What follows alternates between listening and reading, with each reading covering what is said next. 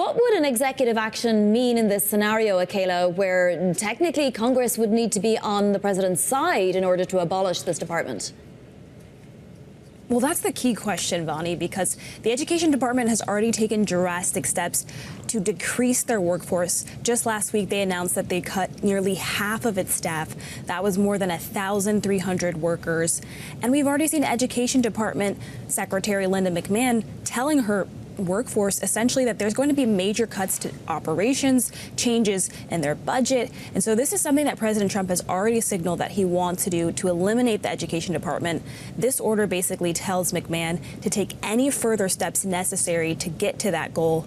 But there is certainly anxiety, certainly with student loan borrowers, with student loan advocates, about what this means for their industries.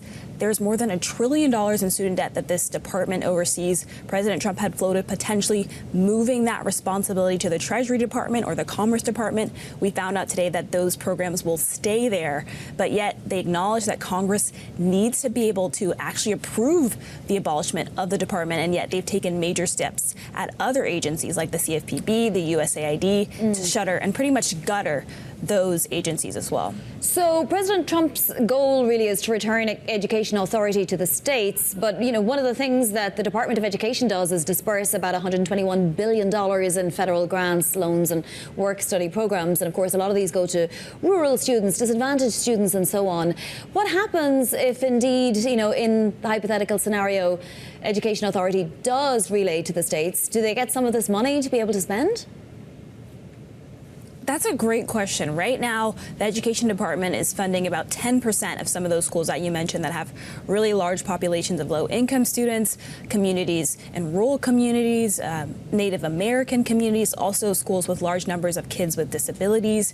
And so that funding is at stake with this pretty much shakeup at the department, and yet they say they want to move responsibilities to the states. But states already have control over their curriculums, their testing standards, and that is really what Trump has been expressing dissatisfaction with. He believes that test scores should be higher, and he wants to see states take a greater responsibility in improving the U.S.'s overall standing when it comes to math scores, reading scores. But again, those responsibilities already remain with the states, and so this has become really a political fight that this agency has been caught up in, with pretty much dissatisfaction with the way education is currently run at the local level.